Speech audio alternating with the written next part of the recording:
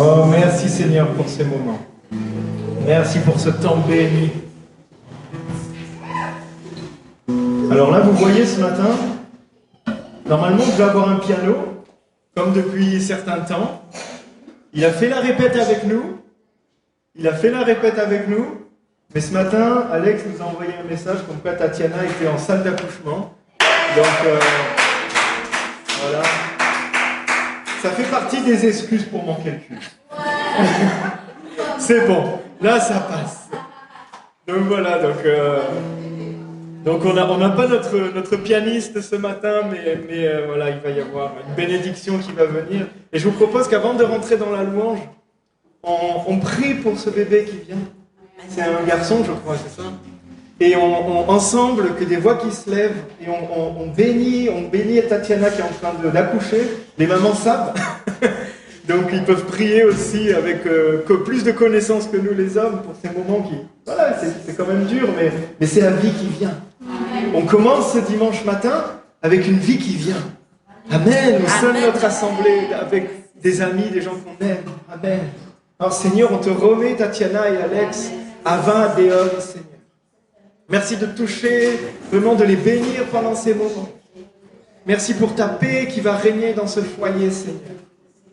Pose ta main sur les médecins, pose ta main sur les sages-femmes, sur tout le personnel soignant, Seigneur, qui est auprès de Tatiana, Seigneur. Vraiment, ton esprit contrôle, ton esprit dirige toutes choses, Seigneur. C'est ton esprit qui est au contrôle. C'est toi qui es au contrôle, Seigneur. Merci, on te bénit, Seigneur, nous bénissons cette famille. Et on se réjouit, Seigneur, de les voir bientôt revenir avec une double poussette, Seigneur. Alléluia. Alléluia. Oh, merci, Jésus. Alléluia. Merci pour la vie, Seigneur. Amen.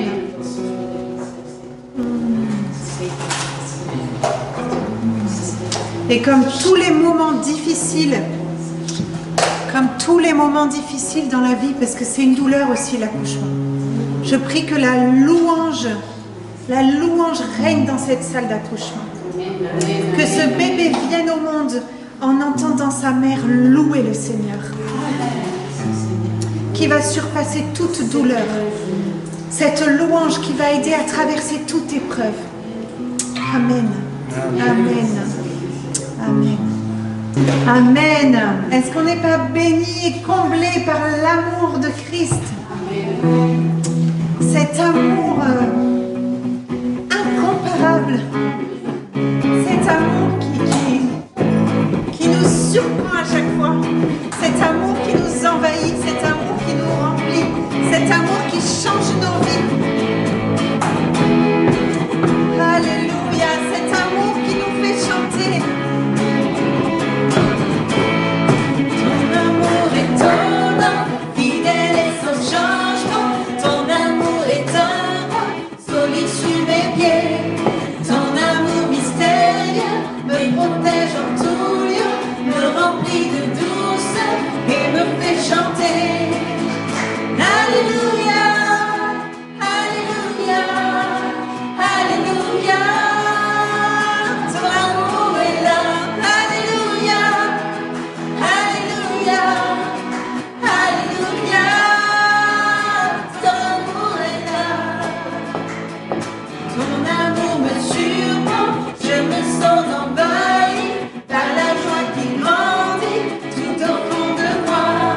Et quand tu m'as parlé, ta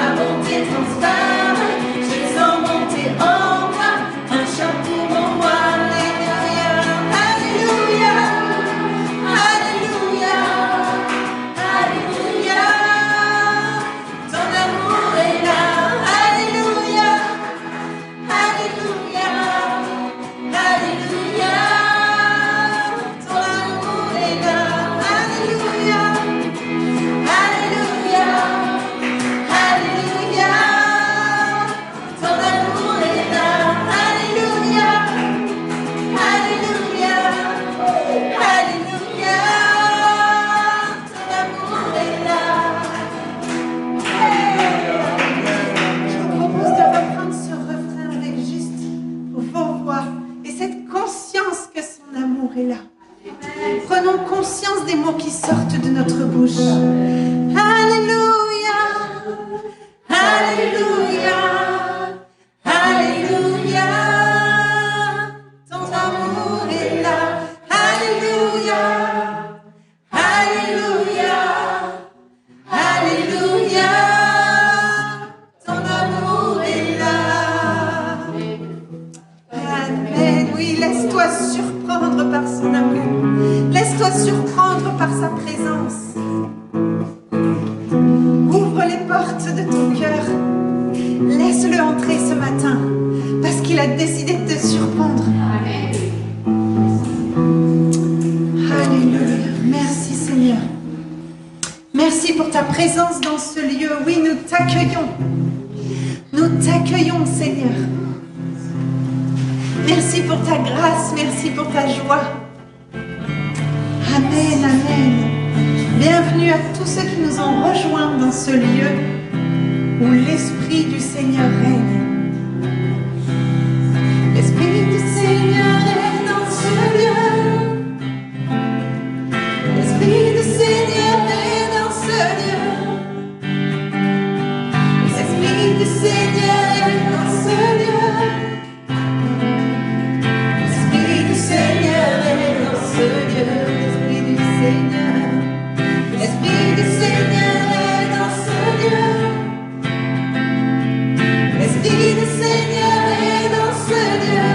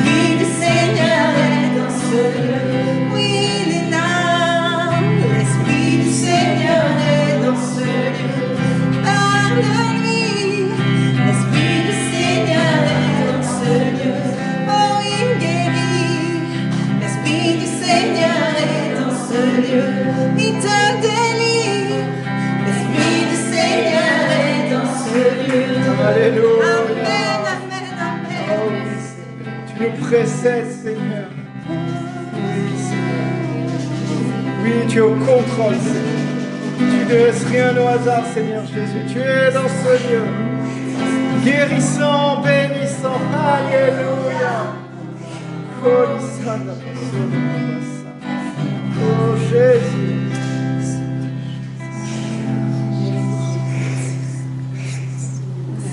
Oui, Seigneur, nous t'invitons à régner avec tout ce que tu es, Seigneur.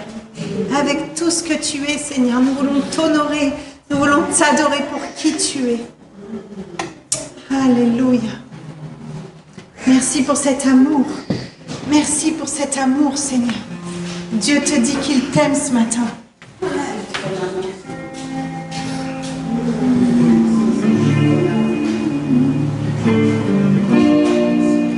Tu dis que tu m'aimes quand je ne ressens rien. Tu dis que je suis fort, même quand je me sens faible. Tu dis que tu me tiens, même si je crois tomber. Quand je me sens oubliée, tu dis que je suis à toi. Oh oui, je crois, oh oui, je crois. Oh oui, je crois ce que tu dis de moi. Oh oui, je crois. Oh oui, je crois. Oh oui, je crois ce que tu dis de moi. Oh oui, je crois. Des voix dans ma tête ne cessent de me dire que je ne suis rien.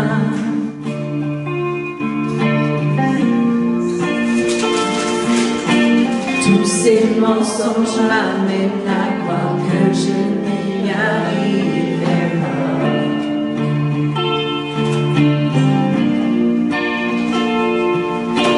Ma vie ne se résume qu'à des moments de haut de bas.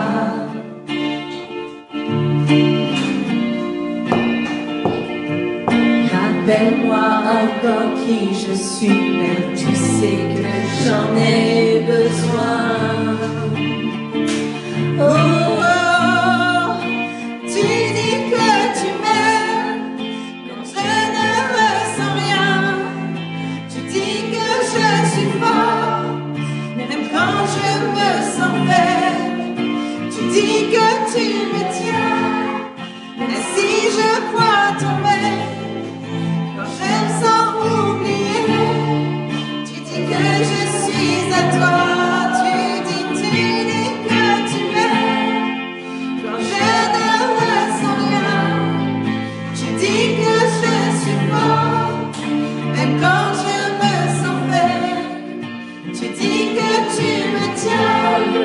Mais si je crois tomber, quand je me sens oubliée, tu dis que je suis à toi. Oui, je crois, oh oui, je crois. Oh oui, je crois ce que tu dis de moi. Oh oui, je crois, oh oui, je crois, oh oui, je crois. Oh oui, je crois ce que tu dis de moi.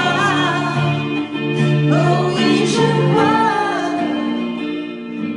La seule chose qui compte à présent, c'est ce que tu penses de moi.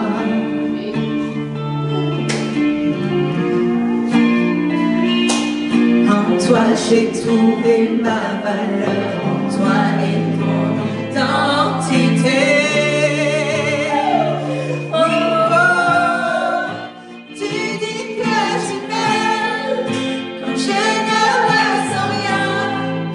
Tu dis que je suis fort, même quand je me sens faible. Tu dis que tu me tiens, même si je crois tomber. Quand je me sens oubliée, tu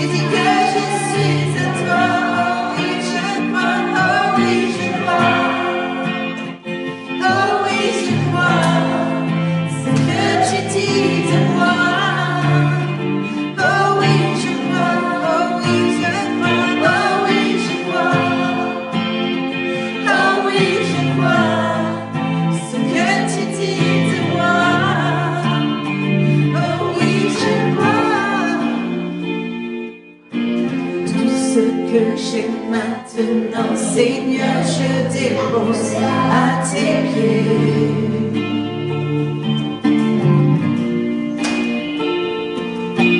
À toi soient tous mes échecs, à toi soient toutes mes victoires.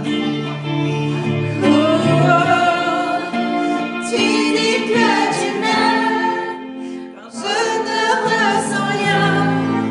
Tu dis que je suis fort, même quand je me sens faible. Tu dis que tu me tiens, même si je crois tomber. Quand je me sens oublié, tu dis que je suis à toi. Tu dis que tu m'aimes quand je ne ressens rien. Tu dis que je suis fort, même quand je me sens faible. Tu dis que tu me tiens, même si je crois tomber. Quand je me sens oublié, tu dis que je suis à toi. Oui, je crois, oh oui, je crois. Oh oui, je crois. C'est ce que tu dis de moi. Oh oui, je crois. Oui, je crois. Oh oui, je crois. Oh oui, je crois. C'est ce que tu dis de moi. Oh oui, je crois. Oh oui, je crois. Oh oui, je crois. Ce que tu dis de moi. Oh oui, je crois. Oh oui, je crois. Oh oui, je crois. Ce que tu dis de moi. Oh oui, je crois.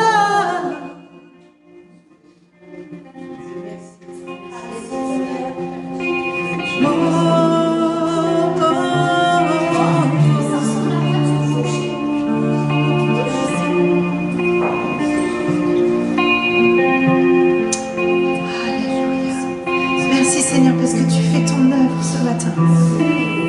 Merci Seigneur parce que maintenant, au moment où je parle, il y a des gens qui sont remplis de ton amour. Merci pour ton œuvre parmi nous Seigneur.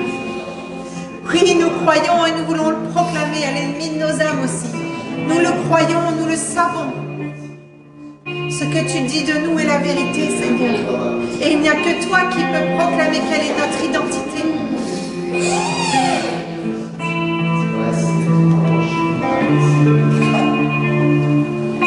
Alléluia. Tu es allé au bout. Tu as fait couler ton sang par amour, Seigneur. Tu as tout accompli par amour. Et ce matin encore, tu es là pour nous le redire. Merci pour cet amour puissant. Alléluia.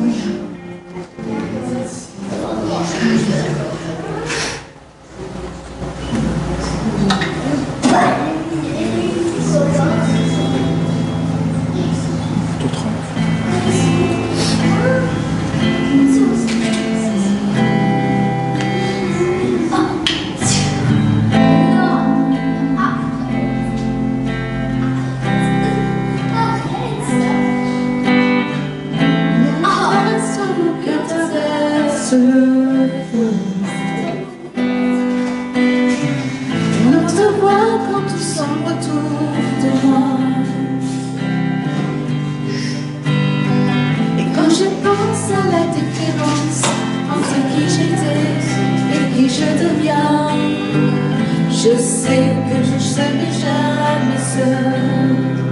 Il était avec moi dans le l'âme écoutée. Il était présent dans la tempête, apaisant les mers. Et s'il m'arrive un jour d'oublier, le prix payé pour moi, il y a la croix qui porte à le poids, un sauveur à ma place. Il est avec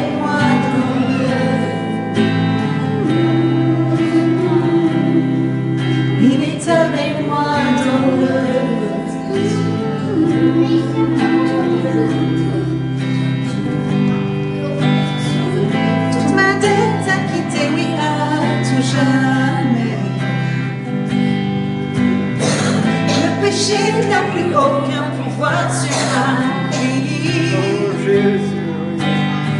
Et s'il m'arrivait de retomber entre qui j'étais et qui je deviens, je sais que je ne serai jamais seule. Sera avec moi dans le la mémoire.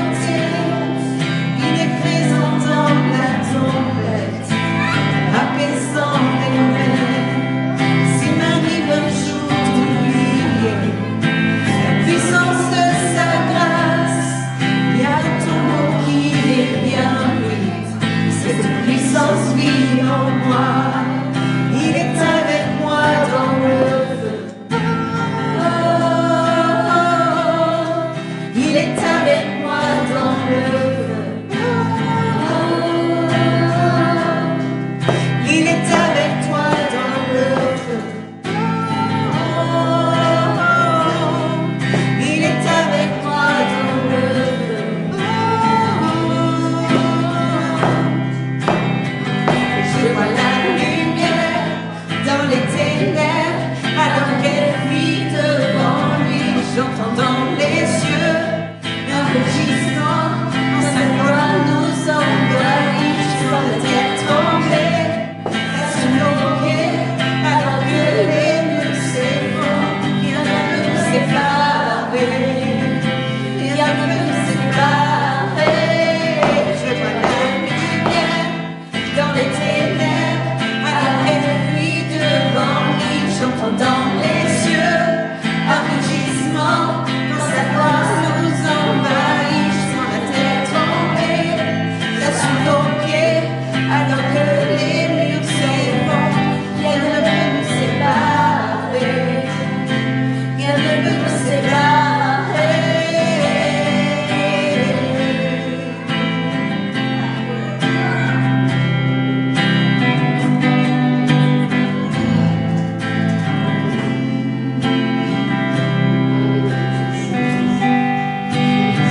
Il n'y a aucun autre nom comme le nom de Jésus. Lui qui était et qui est et sera à jamais. Donc peu importe ce qu'il adviendra, entre qui je suis et qui je deviens, je sais que je serai jamais seule. Je sais que je serai jamais seule. Il sera avec moi dans le feu.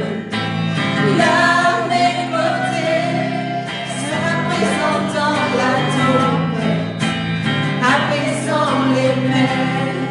Si m'arrive un jour d'oublier ta beauté envers moi, je me réjouirai même dans l'épreuve, car je sais que tu es là. Je me réjouirai même dans l'épreuve, car je sais que tu es là. Je me réjouirai même dans l'épreuve, car je sais que tu es là. Je me réjouirai même dans l'épreuve, car je sais que tu es là.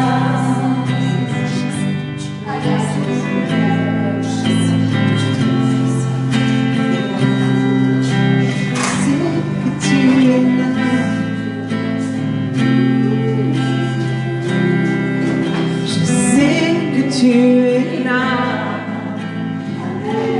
Oh, je sais que tu es là. Tu es là, tu es là. Oui, je sais que tu es là. Oh, oh, oh. Je sais que tu es là. Tu es là, Jésus, Jésus, Jésus. Je sais que tu es là. Oui, je sais que tu es là.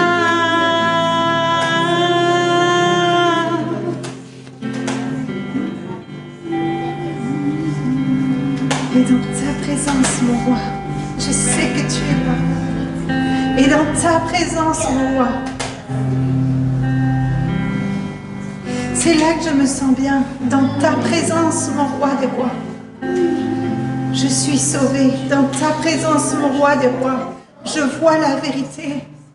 Dans ta présence, mon roi des rois.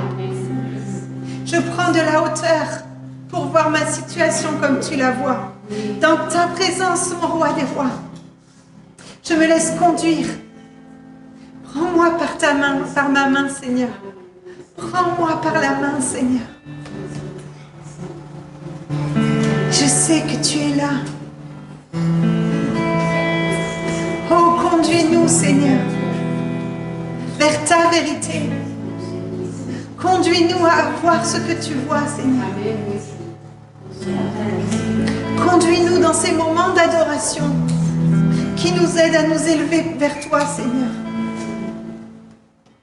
Oui, nous voulons t'adorer pour qui tu es.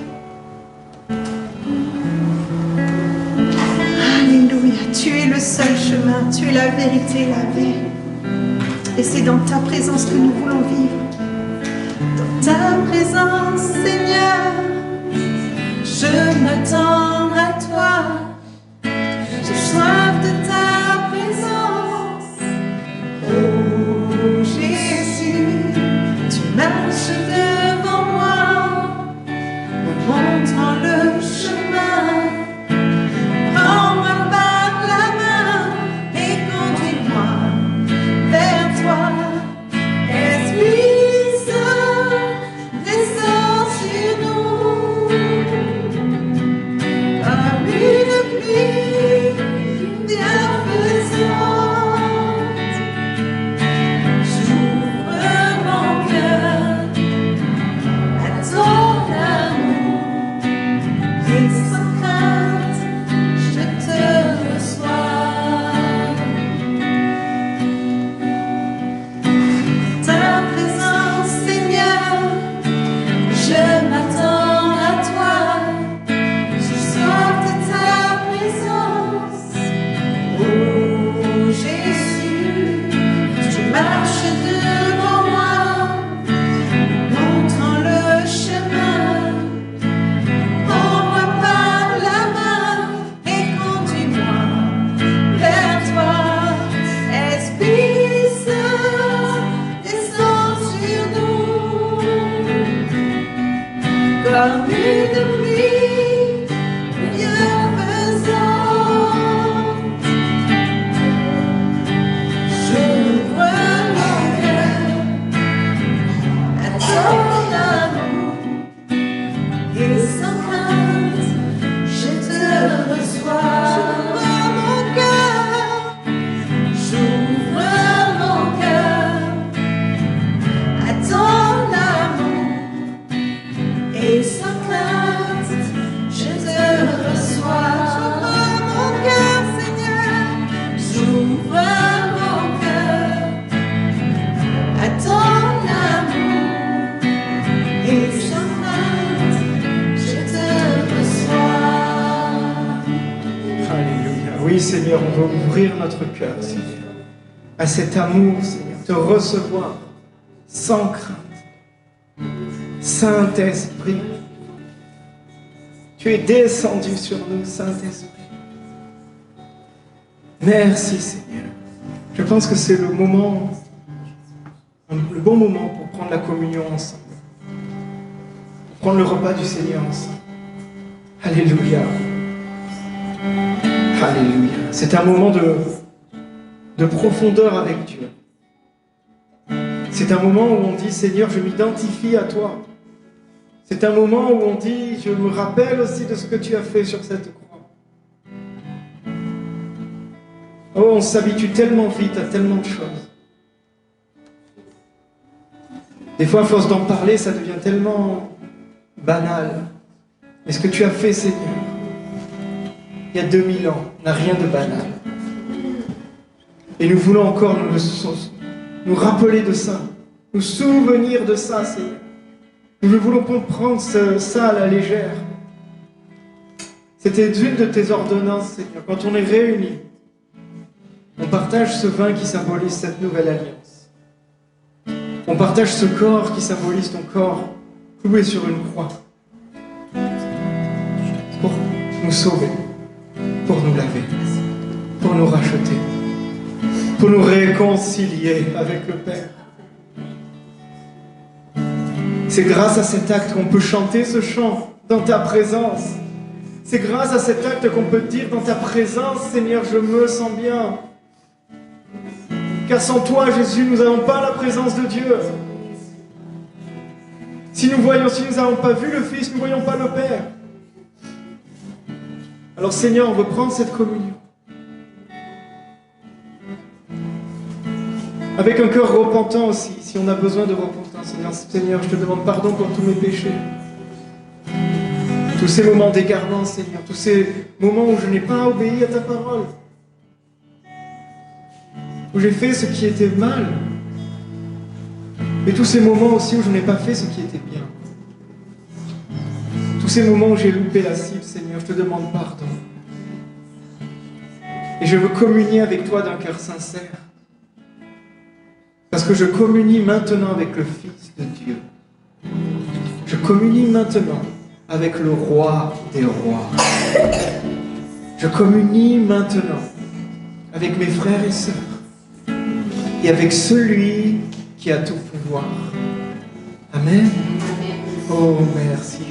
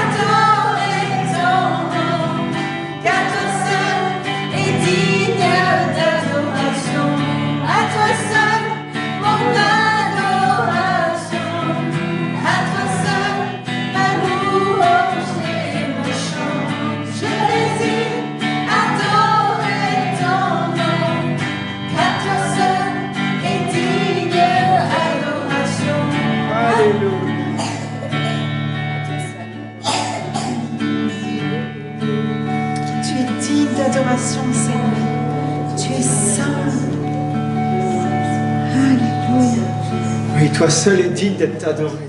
Toi seul est digne d'être loué, Seigneur Jésus. Tu es mon roi, Seigneur. Je veux t'élever, Seigneur. Tu es ce roi qui règne sur la terre, Seigneur. Tu es ce roi qui règne dans les cieux, Seigneur. À toi seul toute mon adoration. À toi seul toute mon attention, Seigneur. Alléluia. Je veux tourner mes yeux vers toi, Seigneur.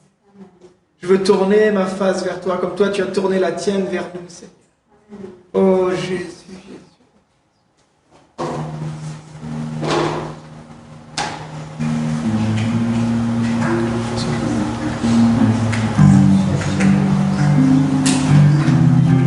On va finir par ce chant, qui est juste le bout d'un chant en fait, mais qui veut dire Saint, Saint, Saint est l'Éternel, celui qui a fait le ciel et la terre. Alléluia. Qui c'est qui veut chanter Saint, Saint est l'Éternel, celui qui a fait ciel et terre. Oh, je reconnais tes merveilles, Seigneur. Je reconnais que tu es parfait, Seigneur. Je reconnais que tu es notre Dieu parfait. Alléluia.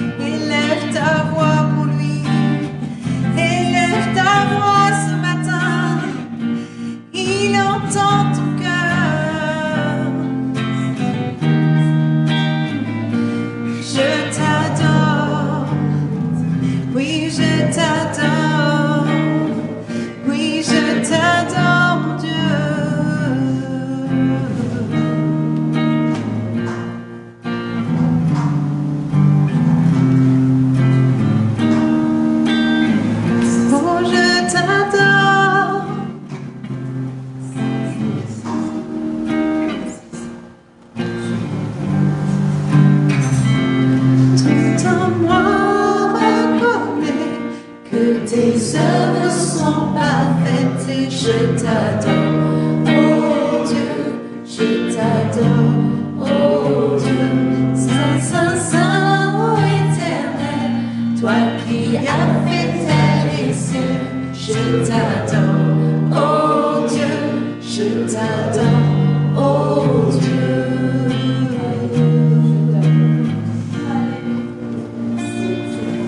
Amen, amen. Oh oui, on t'adore, Seigneur. Oui, je reconnais que toutes les choses que tu fais sont parfaites. Amen. Je veux lever les yeux vers toi, Seigneur. Je veux lever les yeux vers toi, Seigneur, parce que c'est de là que vient mon secours. C'est de là que viennent les sources de la vie. Amen, alléluia. Tu es saint, saint, saint, Seigneur. Comme le disent les anges, Seigneur, nous nous unissons aux voix des anges et nous crions saint, saint, Alléluia. saint. Et l'Éternel. Et l'Éternel. Amen, amen, amen. Alléluia. Merci, Seigneur. Alors un roi, on l'adore. Un roi, on se prosterne. Mais un roi, on peut aussi l'acclamer. Amen. Un roi, on peut aussi l'acclamer. Amen.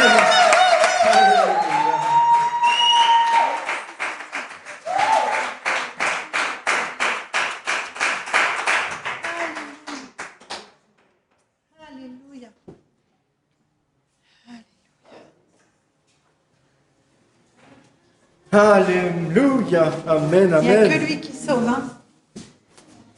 Amen. Amen.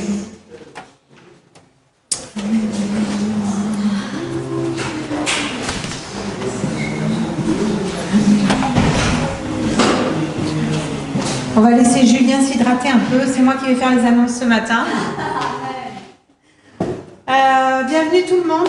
Bienvenue à tous ceux qui nous visitent. Bienvenue à tous ceux qu'on n'a pas eu le temps de saluer. Alors, juste quelques annonces. On prend un temps rapide.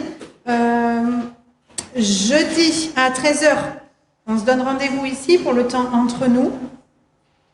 Voilà, c'est des temps autour d'un café, autour de petits biscuits. On prend le temps de parler de nos vies, de prier ensemble. Voilà, c'est des temps vraiment bénis. Pardon ? Oui, ben ça c'est autre. Oui. Il y a une réunion pour la banque alimentaire à 10h30, mais j'invite pas tout le monde. Voilà. Voilà, c'est pour le fonctionnement de la banque alimentaire. Vendredi à 20h, le groupe de maison. Eliade, je te demande de descendre, s'il te plaît. Vendredi à 20h, on fait le groupe de maison.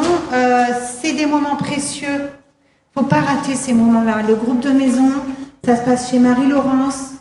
Ça nous permet de revenir sur les messages qui ont été apportés le dimanche. Le dimanche matin, Dieu met sur le cœur de quelqu'un un message pour son Église. Donc pour chacun d'entre nous, il y a quelque chose à prendre. Et ce que Dieu va vous dire dans la semaine, c'est trop précieux et c'est trop important de pouvoir le partager aux autres. Et ce que les autres vont vivre avec Dieu dans la semaine par rapport à ce message, c'est trop important qu'ils vous le partagent aussi. Pourquoi ? Parce que Dieu a choisi de nous mettre au sein d'une église avec d'autres personnes à nos côtés. Et si on se prive de ces personnes-là, eh ben, on passe à côté de ce que Dieu a pour nous dans ces temps d'église. C'est trop important. Dimanche, donc à 9h, la réunion de prière ici. Et samedi à 17h aussi, pardon, j'ai oublié de le mettre. Lundi 1er avril, on fait notre barbecue de Pâques. Donc c'est à la maison, c'est chez nous, vous êtes tous les bienvenus. On fait ce barbecue dans notre jardin. Ceux qui ont l'habitude de venir, vous connaissez. N'hésitez pas, c'est des moments où il faut inviter des gens qui ne connaissent pas le Seigneur. Pas parce qu'on a envie de leur en parler, parce qu'on a envie de passer un bon moment avec eux. Et le Saint-Esprit agit. Il n'y a pas besoin de parler de lui. Il n'a pas besoin de nous, des fois. D'accord ? Donc, c'est des moments informels qu'on passe ensemble et Dieu agit. Le samedi 6 avril, c'est la convention Foursquare Sud-Est à Monteux. Donc, tous ceux que je n'ai pas contactés cette semaine, ça veut dire que vous n'êtes pas inscrits. Donc, inscrivez-vous si vous voulez encore participer. Il n'est pas trop tard. J'aimerais avoir la totalité des inscriptions, mercredi dernier délai, parce que moi j'ai déjà envoyé nos inscriptions. Donc ça veut dire que dans tous les cas, vous pouvez y aller, mais vous serez en retard, donc il faut me le dire. Ok, il faut absolument qu'on prévoie ce moment. C'est des moments riches, qu'on passe des temps avec nos frères et sœurs des autres églises de Foursquare, et c'est toujours des moments enrichissants, édifiants. Et le dimanche 7 avril, ne loupez pas ce rendez-vous. C'est important. On fait l'assemblée générale des deux associations. Pourquoi je vous dis ne loupez pas ce moment? Parce qu'on a besoin de vous, parce que c'est important de savoir ce qui se passe. On est assemblés là, mais vous ne savez pas tout ce qui se passe. Là, par exemple, Esther, elle vous a parlé d'une réunion de banque alimentaire. Oui, il y a des réunions auxquelles vous ne participez pas. Et en fait, l'assemblée générale, c'est le moment où on s'intéresse à tout ce qui se passe, pour pouvoir soit s'inclure dedans, soit juste parce qu'on veut savoir ce qui se passe dans ces locaux. Il y a aussi un moment où on va vous dire où vont vos offrandes, vos dîmes, qu'est-ce qu'on fait, où on en est au niveau financier, de combien est le loyer, etc. Ça peut paraître barbant, mais c'est important. C'est important, et c'est aussi important pour nous que vous soyez là, parce que si on n'a pas tout le monde, on sera obligé de refaire un autre dimanche. Donc dans tous les cas, vous n'y échapperez pas. Voilà. Voilà, merci pour votre présence sur ces dates-là. Est-ce que j'ai oublié quelque chose? Ok. Merci à tous. Je vous laisse Julien. Amen, amen. Oui, c'est des moments, voilà. On connaît ceux qui pratiquent l'Église depuis un moment, les âgés, mais c'est des moments... C'est nous qui choisissons des fois de tourner ça pour Dieu et de mettre ça à la gloire de Dieu. Si on choisit que ça reste purement administratif et que c'est des trucs, des obligations à faire, oui, ça va être barbant. Mais si on voit dedans la perspective de Dieu, un moment où toute l'Église se réunit pour voir ce qui a été fait, pour se rappeler aussi. J'aime bien les âgés parce qu'il y a aussi des fois un peu le focus sur l'année, enfin la rétrospective de l'année qu'on a passée, etc. Et on se rappelle des choses qui se sont passées dans cette année. Et on dit ah oui, c'est vrai. Oh, je l'avais déjà oublié. Moi, je sais pas vous, mais des fois, j'oublie vite les choses. Et ça me fait du bien de m'en rappeler, quand quelqu'un nous redit ça. Comme Anne-Lise avait fait ça la dernière fois, elle nous a rappelé, elle nous dit, mais qui a été guéri ici? Qui a vécu des miracles ici? Qui a senti ça ici? Les mains se lever. Et on dit, oui, amen, Seigneur. Tu parles. Et des fois, on s'en rappelle plus. On passe tellement vite à autre chose. Alors voilà, c'est des moments où on veut être présent dans la prière et s'assembler comme ça pour glorifier Dieu. Alors Seigneur, je te rends grâce, je te bénis encore. Et je te dis encore merci. Merci pour ces temps, Seigneur. Prépare ces temps d'âgés, Seigneur. Pose ta main sur nous aussi, sur tout ce qui est administratif, tout ce qui est compta, tout ce qui est papier, Seigneur. On veut être en règle avec les autorités comme ta parole nous le demande. Respecter les autorités parce que c'est Dieu qui les a placées. Et on veut les respecter, on veut les honorer, Seigneur. Mais avant tout, on veut t'honorer toi et respecter tes commandements, tes engagements, Seigneur. Merci de nous préparer, de nous aider, de nous fortifier, de nous donner les talents nécessaires, l'esprit nécessaire pour mener à bien toutes ces choses qu'on nous demande. Merci pour ce temps, Seigneur. Merci pour cette parole qui, je suis sûr, va parler à quelqu'un, ou plusieurs, je l'espère. Et cette parole qui est là aujourd'hui pour nous, pour que nous nous fortifions et pour que nous restons focus sur toi, Seigneur.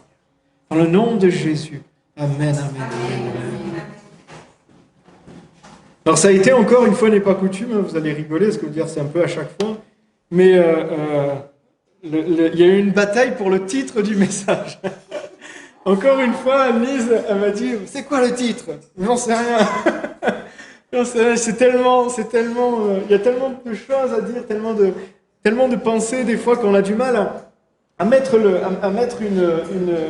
un titre dessus. Mais c'était quand? C'était ce matin ou hier soir? Il y avait Mathieu à la maison, c'était hier soir, non? On a trouvé ce titre, c'est peu importe dans la situation où tu te trouves, peu importe la situation, Dieu a une solution. Peu importe la situation, Dieu a une solution. Alors, je vous l'avoue, c'est un peu noir. Le visuel est un peu noir, on voit cette main comme ça tendue avec une lumière, on peut voir, imaginer une lumière en haut en fait. Mais des fois, il ne faut pas se voiler la face, et des fois, notre vie est comme ça. Et ouais, c'est noir. C'est noir, il y a peu d'espoir, il y a peu de joie, il y a peu de perspective. Mais peu importe la situation, il y a une parole pour toi ce matin. Dieu a la solution. Et après, j'avais une autre pensée qui me traversait l'esprit. C'est le fait de rester focus sur Dieu. Vous savez, quand on prend un appareil photo, on fait un focus. Alors, pour mettre un objet, pour mettre quelque chose en valeur, il faut que la chose qui est en valeur soit nette et le tour flou. Ça met la chose en valeur. Si on prend une photo avec une profondeur de champ assez grande, tout est net. Mais on ne voit pas ce qui est en valeur. Mais quand on veut faire un portrait, le portrait est net et derrière c'est flou. Et quand même nous, on met notre pouce ou notre doigt, notre main devant le visage, je ne peux pas regarder Fanny et ma main en même temps. Il y a ou Fanny qui est floue ou ma main qui est floue. Et c'est pareil avec Dieu. Et ça, c'est toi qui vas choisir ce qui va être flou et ce qui va être net dans ta vie. C'est toi qui vas choisir de dire, je mets mes yeux ou sur ce que le monde me propose, ou sur mes difficultés, ou je choisis de mettre mes yeux sur Dieu. Si tu choisis de mettre tes yeux sur Dieu, ça va être net, Dieu va être net. Tu vas discerner beaucoup de choses. Ce qu'il y a derrière ne va pas disparaître, mais ça va être une autre importance, ça va être un arrière-plan. Si tu mets ton focus sur tes difficultés, Dieu va être flou. Dieu va être flou. Alors les difficultés, tu vas les discerner, tu vas les voir arriver, tu vas te les prendre, tu vas tout, mais Dieu va être flou. Et c'est là où je veux vous amener ce matin. Et quand je méditais un peu ces pensées, j'ai vraiment été amené à aller chercher dans la parole de Dieu quelque chose qui illustre ça. Et ce matin, on va voir justement comment Dieu a agi d'une manière incroyable pour sortir le peuple d'Israël d'une situation qui semblait tellement perdue. Tellement perdue. Alors on va beaucoup lire, je vais lire et puis je vais pas lire tout d'un coup, on va aller progressivement dans ce texte et on va aller dans 2 Rois 6, verset 24. Pour ceux qui connaissent, c'est la famine qui est survenue en Samarie. Je me mets plus confortable. Donc il y avait eu quelque chose d'extraordinaire, et un de mes passages préférés d'ailleurs, c'est les versets juste avant, où Élisée dit à son serviteur et prie pour que son serviteur ouvre les yeux, et son serviteur voit l'armée qui entoure, donc qui se battait contre l'armée syrienne, et l'armée de Syrie, et le serviteur voit l'armée, et il y a cette parole tellement puissante qui dit « Ceux qui sont avec nous sont plus nombreux que ceux qui sont contre nous ». Et là, l'armée ennemie avait été frappée d'aveuglement, ils ont été capturés quelque part par Élisée en fait. Et il y a eu ce passage, et ça s'est fini par que les Syriens, en fait, ils venaient faire des raids en fait dans Israël pour piller, pour tuer, après ça, les Syriens ne vinrent plus en Israël. Alors là, on peut dire qu'il y a un moment de paix. Et là, on arrive dans ce passage au verset 24, où on voit, après cela, Ben-Hadad, roi de Syrie, rassembla toute son armée et monta pour assiéger Samarie. Donc il y avait eu un moment de paix, et là, l'ennemi réattaque. L'ennemi revient. Des fois, on ne croit pas qu'il va revenir. On est là, on est en moment de paix, on dit, wow, on a une victoire. Alors on profite de la paix, et d'un coup, allez, oh mais il revient. Le diable est venu attaquer Jésus dans le désert. Par 3 fois, il est venu l'attaquer. Et après, quand Jésus l'a repoussé, la parole est dit, le diable se retira et attendait un moment propice pour revenir. Et il est revenu. Et là, Ben-Hadad, le roi de Syrie, revient et attaque Israël. Il est marqué, il y a eu une grande famine, verset 25, dans la Samarie. Et le siège se prolongea au point qu'une tête d'âne valait 80 pièces d'argent et le quart d'un câble de fiente de pigeon 5 pièces d'argent.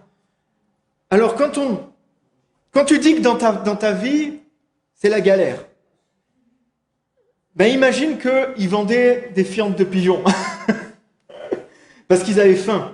Alors il y en a, pour avoir tous les plans, il y en a qui disent que c'est peut-être du blé en fait et que les Arabes appelaient ça la fiente de moineau. C'était du blé de mauvaise qualité qui n'était pas bon et qui pouvait se vendre. Il y en a qui disent non, c'est littéral. Après c'est vrai que quand on lit le texte avec la version d'origine, ben, c'est marqué crotte de pigeon. Donc voilà. Et des têtes d'âne. Il faut savoir que l'âne, on ne le mangeait pas, c'était impur. On ne mangeait pas les ânes. Et là on mangeait pas, non seulement on mangeait les ânes, mais on mangeait la tête, tellement qu'il n'y avait plus rien, tellement que le peuple était dans une situation catastrophique. Ils arrivaient au bout de leurs ressources, au bout de la vie allait s'arrêter. Alors le roi d'Israël, verset 26, vint à passer sur la muraille, et une femme lui cria « Sauve-moi, mon seigneur le roi !»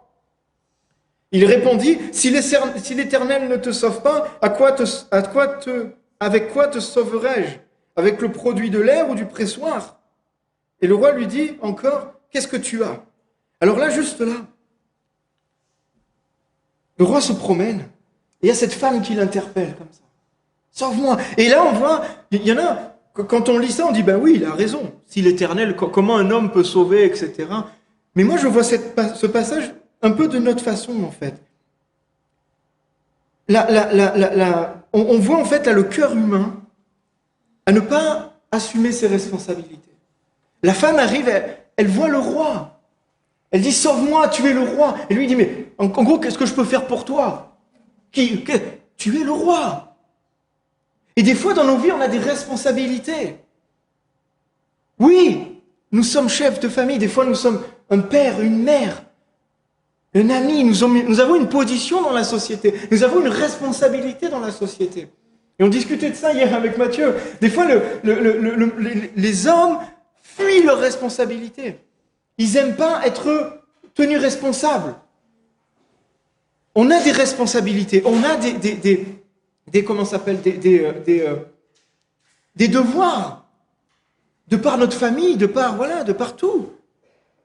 Et souvent, on va dire, non, mais mais qu'est-ce que je peux faire pour toi? Qu'est-ce que je peux faire?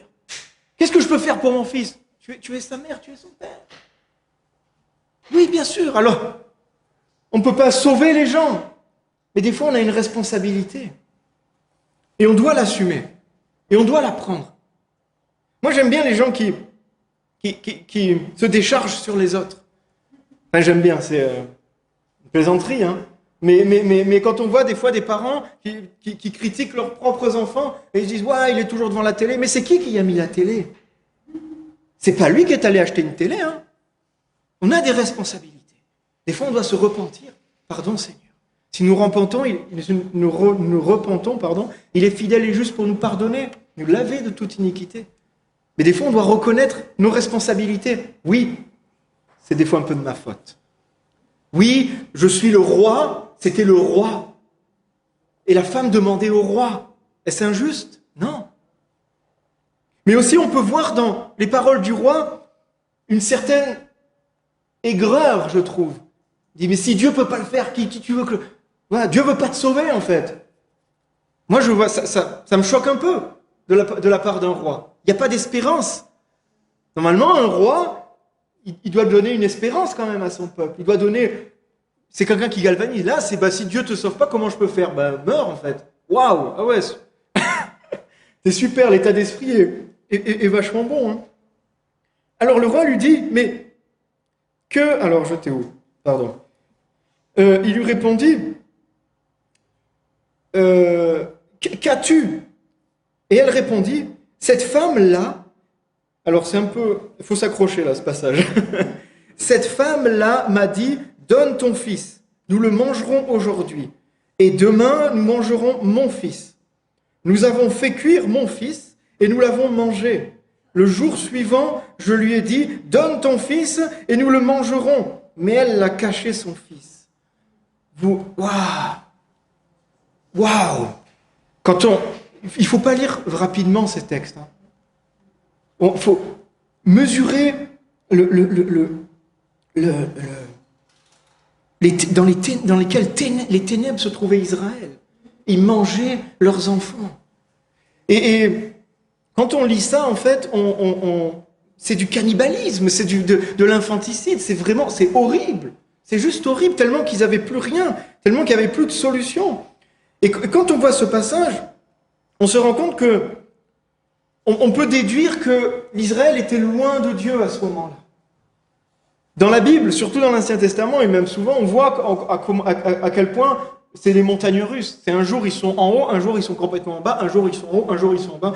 Et là, à mon avis, à ce moment-là, ils étaient en bas. Pourquoi ? Parce que un peuple qui adore Dieu ne se livre pas à ce genre de choses. C'est impossible. C'est impossible. Et c'est la parole nous le confirme. C'est impossible. Donc on voit à ce moment-là qu'ils étaient focus ailleurs. Et quand, dans une période de difficulté, quand dans une période où tu te bats dans ta vie, où tu luttes dans ta vie, tu essayes de t'en sortir par tes propres moyens, au bout du compte, tu vas finir par faire des choses infâmes, par faire des choses que tu regretteras, par prendre des décisions que tu vas regretter, par même abîmer tes propres enfants, à force d'agir sans Dieu. Alors je dis pas que tu vas les manger, j'espère pas, hein. Faites pas ça, hein. Ça se fait pas. Hein. Mais ça image et ça montre, voilà, ça met vraiment en lumière ça. Tant que tu vas essayer de trouver des solutions pour sortir de ta crise, toi-même qui viens de ton cerveau, qui vient de toi et tout, tu vas t'enfoncer progressivement, comme ces femmes se sont enfoncées progressivement. Et vous imaginez ce que demande en fait la femme au roi ? Elle, c'était injuste pour elle. Alors qu'est-ce qu'elle attendait du roi ? Elle attendait que le roi, il a vu, oh, tu lui as promis, vas-y, il faut manger ton fils maintenant. Waouh, mais quelle folie ! On ne peut même pas le résoudre, ça. Quelle folie !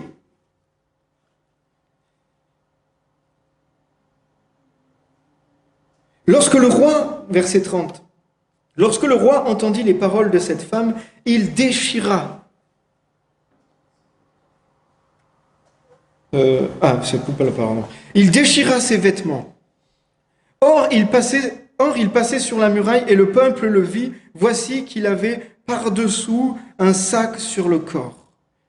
Et là, donc, le roi, en entendant ça, il a, comme on dit maintenant, pété un câble.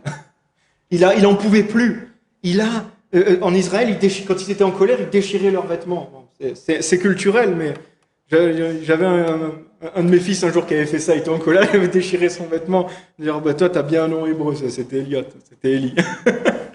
Mais quand le peuple était en colère, il déchirait, quand quelqu'un était vraiment en colère profondément, c'était vraiment quelque chose d'une expression de colère très très forte. Hein. Il déchire ses vêtements, et là, le peuple voit en dessous qu'il avait un sac. Pourquoi ? Parce que quand on était dans une phase de repentance, quand on était dans une phase où on portait l'opprobre sur nous, le peuple avait l'habitude de se mettre des sacs dessus, de s'habiller de façon vile en fait, de se mettre de la cendre, de marcher par terre, etc., pour s'humilier en fait et pour demander pardon.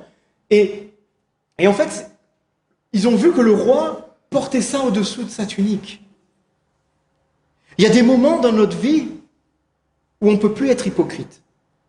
Il y a des fois, il y a des choses qui arrivent où les masques tombent. Là, le roi a déchiré ses vêtements royaux. Et en dessous de ses vêtements, il y avait son vrai cœur. Il y avait le vrai état de son cœur. Alors on peut imaginer un roi avec des beaux vêtements, des dorures. Mais en dessous, c'est un sac. En dessous, c'est une toile qui gratte. Et des fois, la vie nous percute comme ça. Une chose qui arrive dans notre vie et c'est inconcevable. Les masques tombent. Les masques tombent. Et laissons-les tomber, les masques, des fois. Ne les retiens pas. Des fois, ne retiens pas ton masque devant le visage. Tu as envie de pleurer, pleure. Si tu as envie de déchirer tes vêtements, bon, déchire tes vêtements. Si tu as envie de... Voilà, parce que le masque, des fois, doit tomber. Pour voir ce qu'il y a derrière, pour pouvoir traiter le fond de notre cœur, le fond du problème. Et là, c'est ce qui s'est passé. Le peuple a vu. Waouh! Le roi, en fait, il était blessé, il était meurtri, il n'en pouvait plus lui-même. Et le roi disait, verset 31, « Que Dieu me fasse ceci et qu'il fasse encore cela si la tête d'Élisée reste aujourd'hui sur lui. » Alors, là on revient un peu dans ce caractère de ce roi. C'est-à-dire qu'en gros, il dit que Dieu me maudisse en fait, si le prophète Élisée n'est pas mort ce soir. Alors là, on voit encore cette manie qu'avait ce roi de c'est pas ma faute. Moi, j'y suis pour rien. C'est la faute de Dieu, et là, c'est la faute d'Élisée. Parce que Élisée, c'était le prophète en ce temps, et il avait une influence énorme. C'était vraiment presque un roi, les prophètes à l'époque. Les gens l'écoutaient. Et Élisée avait parlé et avait dit au peuple de résister et de rester et de pas faillir devant l'armée de Syrie. Et là, le roi, c'est lui le responsable. C'est lui le responsable. Est-ce que des fois dans notre vie, on veut trouver des boucs émissaires? Il y a des trucs qui ne vont pas. Tout va pas. Et on dit, c'est de sa faute à lui. Ah bon? Peut-être un petit peu. Peut-être un petit peu. Mais est-ce que nous, on s'est regardé? Est-ce que nous, on s'est analysé?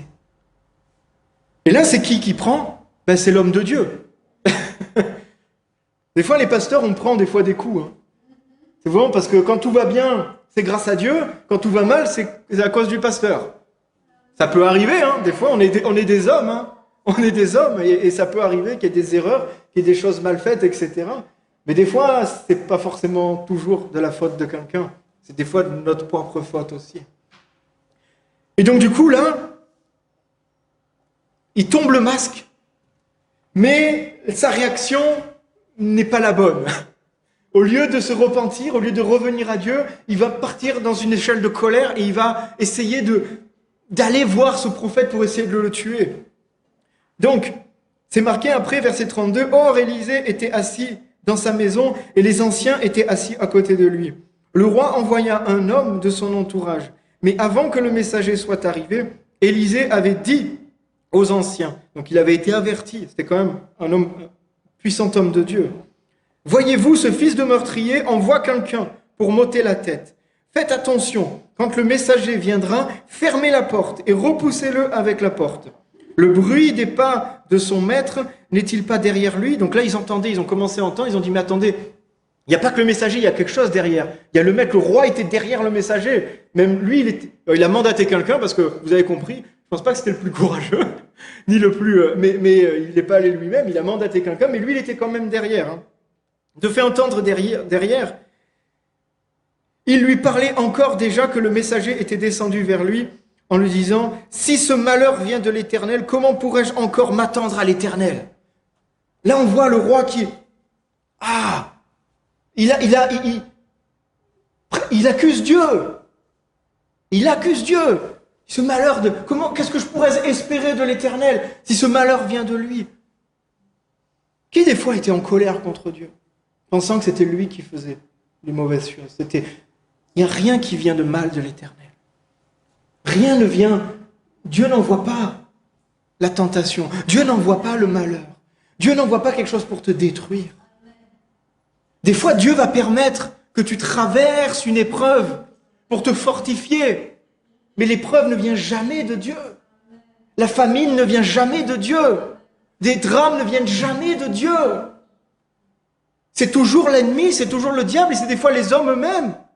Mais jamais l'Éternel. Jamais. Ça, c'est un mensonge qui doit être brisé. Parce que des fois, on dit, peut-être c'est Dieu qui est là pour me punir. Pourquoi te punir? Et Jésus s'est sacrifié pour prendre la punition et là, c'est un non-sens. La punition a été prise. Le châtiment a été pris. Dieu veut jamais te punir. Il veut t'enseigner des fois, peut-être. Mais ne prends pas ça comme une punition, prends ça comme une grâce. Prends ça comme un moyen de dire, waouh, il va me faire avancer, il va me faire grandir. Alors ouais, ça pique un peu. Ouais, c'est un peu rude, un peu âpre. Mais il est là pour me faire grandir. Et là, alors moi j'aime tellement cette histoire. Ça va, vous êtes chaud? On suit? J'aime tellement cette histoire. Et là, Élisée dit, écoutez la parole de l'Éternel. Ainsi parle l'Éternel. Demain, à 7 heures, on aura un CA de fleurs de farine pour un cycle et 2 CA d'orge pour un cycle à la porte de Samarie. Donc ça veut dire que les prix vont baisser. On pourra acheter et surtout, il y aura de l'abondance. Et moi, j'aime tellement ce passage parce que est-ce que tu as envie de prophétiser une bénédiction devant des gens qui veulent te tuer? Là, il faut voir que les mecs qui sont arrivés, ils veulent lui enlever la tête, hein, c'est pas rien. Et puis ils plaisantaient pas à l'époque. Hein. Quand il y en a un maintenant qui vient te dire ouais, je vais te tuer, ouais, bon, il va peut-être. Mais avant, te tuer. Enfin, dans certaines régions du monde, c'est pas des paroles en l'air non plus. Mais là, c'était chaud. Hein. C'était vraiment chaud. Il venait pour vraiment attaquer Élisée. Et Élisée, lui, bénit. Élisée dit, lui, moi, l'Éternel m'a dit ça. Et je donne ça. Et c'est une préfiguration de ce que Jésus nous enseigne. Bénis tes ennemis. Prie pour tes ennemis. Prophétise la vie, même pour tes ennemis. Ah, ouais, mais ils veulent me tuer. Oui, peut-être. Ils vont peut-être y arriver des fois.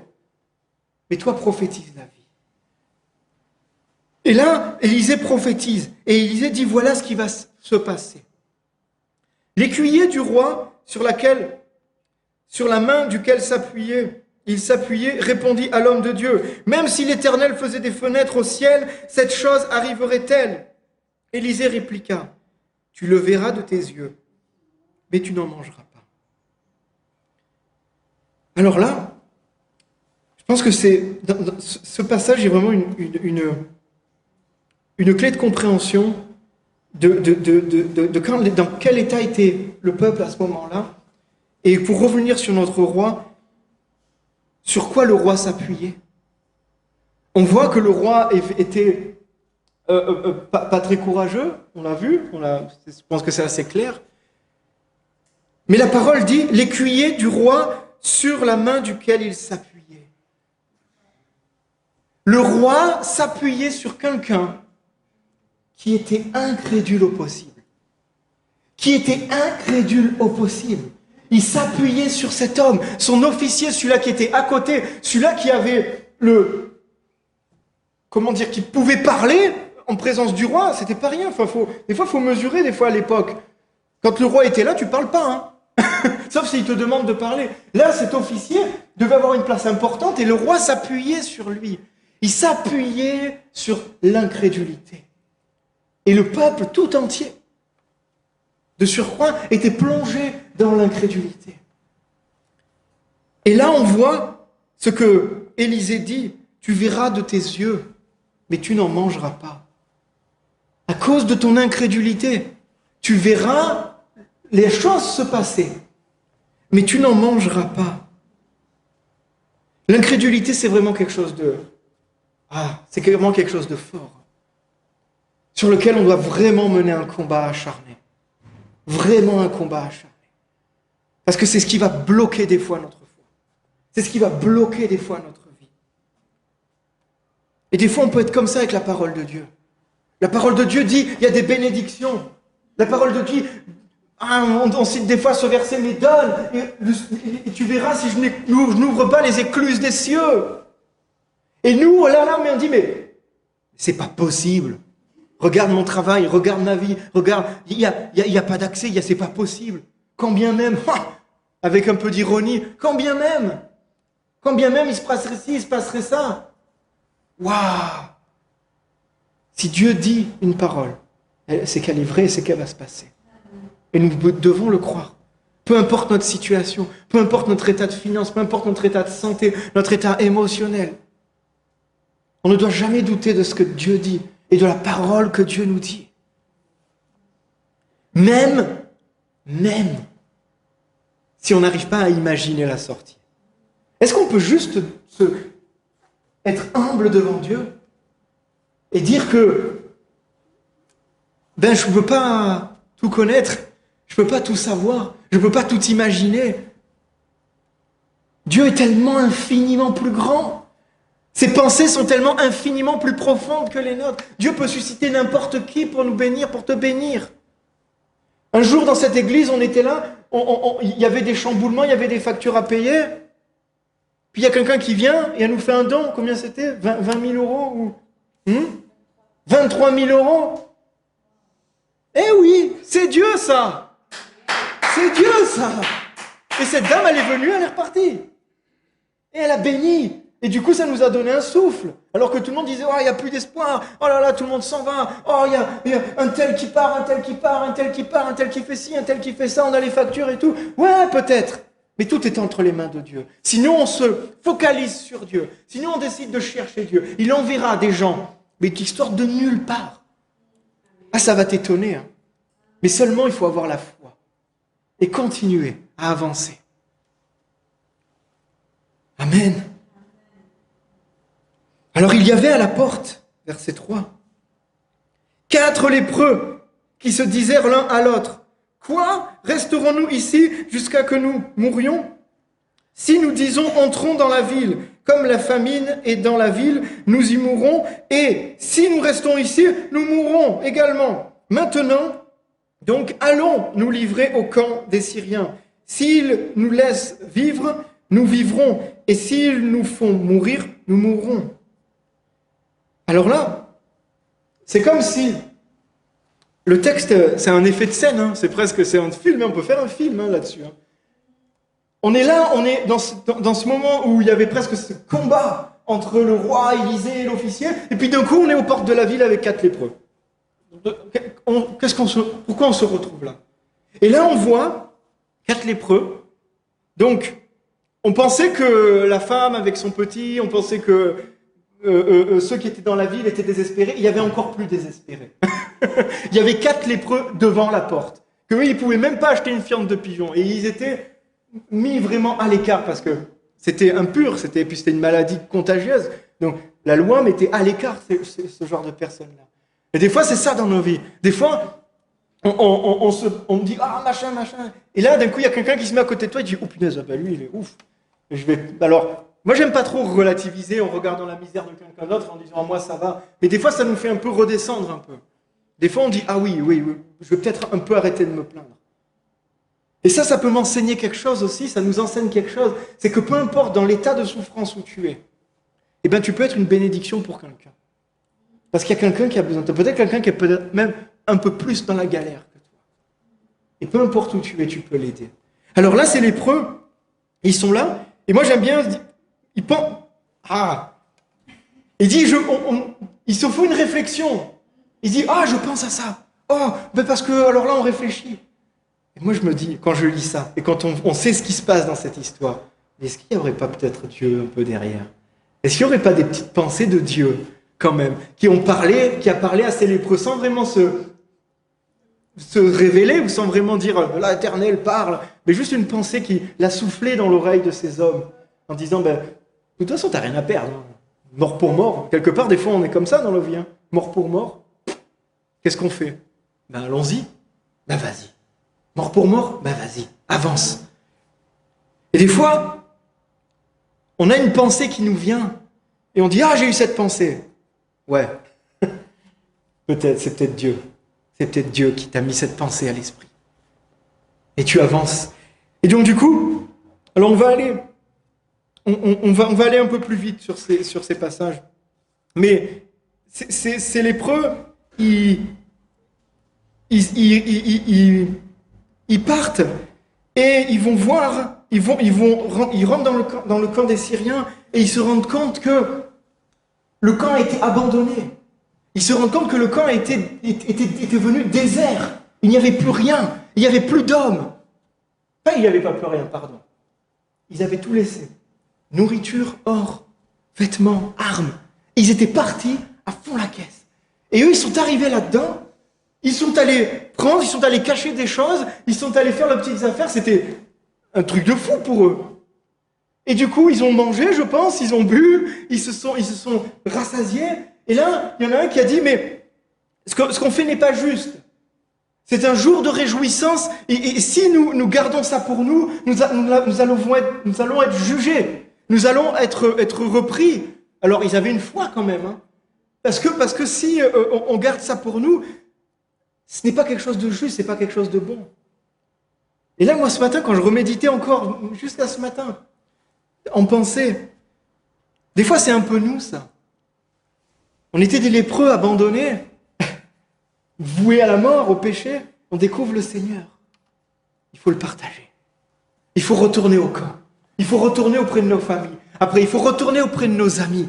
Après, en disant, hey, là, alors ils vont pas te laisser rentrer des fois, hein, parce que là, ils n'ont pas laissé rentrer. Ils sont retournés au camp et ils ont dit, les gars, ils sont partis là. Hein. Vous pouvez sortir, il y a du blé, il y a de tout, il y a des armes et tout. Et nous, c'est pareil. Des fois, il faut qu'on retourne là, cette bonne nouvelle. C'est un jour de réjouissance. Nous sommes délivrés, nous sommes guéris. Nous sommes libérés. L'ennemi est parti, l'ennemi a déserté, l'ennemi a fui. Amen. Et on doit l'annoncer au peuple qui reste prisonnier dans la muraille, prisonnier dans la peur, prisonnier dans l'incrédulité. On doit aller en rencontre, même si on a été rejeté. Alors là, les lépreux, ils arrivent et ils proclament ça. Alors, ils se sont méfiés, les gars. Ils ont dit, oui, c'est ça, ouais, bah, c'est les Syriens qui nous font une farce, là. C'est-à-dire, ils sont partis, et puis ils vont nous faire sortir, et puis ils vont nous attaquer. Alors, ils ont envoyé des éclaireurs pour voir, effectivement, le camp était vide. Parce que dans la nuit, l'Éternel... Alors, on va juste lire ça. Alors, oula, je me suis perdu, là, du coup. Tac. Le 6, merci. Le Seigneur avait fait entendre dans le camp des Syriens un bruit de chars et un bruit de chevaux, les bruits d'une grande armée. Et ils s'étaient dit les uns aux autres, voici que le roi d'Israël prie à sa solde contre nous, les rois des Hittites et les rois des Égyptiens, pour venir contre nous. Ils se levèrent et s'enfuient au crépuscule, abandonnant leurs tentes, leurs chevaux, leurs râles, leurs camps, tels qu'ils étaient, ils s'enfuirent pour sauver leur vie. Ah, punaise, qu'est-ce que c'est? Ah, c'est trop bon. Pendant qu'ils étaient encore en train, parce que ça s'est passé dans la nuit, pendant qu'ils étaient encore en train peut-être de discutailler avec le roi, avec Élisée, avec machin et tout, Dieu avait déjà le plan du salut. Dieu avait déjà prévu, Dieu commençait déjà. Au moment où je pense, je sais pas temporellement si ça, mais on voit que ça va vite. Au moment où Élisée a ouvert la bouche, au moment où la parole est sortie de la bouche d'Élisée, le bras de Dieu a commencé à bouger. Le moment où tu vas commencer à ouvrir ta bouche et tu vas commencer à prophétiser les choses de Dieu sur ta vie, le bras de Dieu bouge. Et là, il a envoyé des bruits, il a fait du tintamarre en fait. Et les gens, des fois on se fie, nous fions pas trop vite à nos émotions, à ce qu'on pense entendre. Parce que des fois c'est des leurs. Et là, il leur a fait un leurre. Il leur a fait un leurre. Et ils se sont partis dans la panique, dans la peur au ventre, alors qu'il n'y avait rien du tout. Dieu a des solutions. Qui pouvait Même Élisée ne savait pas ce que Dieu pouvait faire. Vous imaginez ce que Dieu a trouvé là pour libérer le peuple? C'est vraiment incroyable. Alors du coup, ils sont sortis, ils ont vu, et effectivement, ils ont pris le blé, ils ont pris tout, ils ont pu le vendre. Et ce pauvre officier,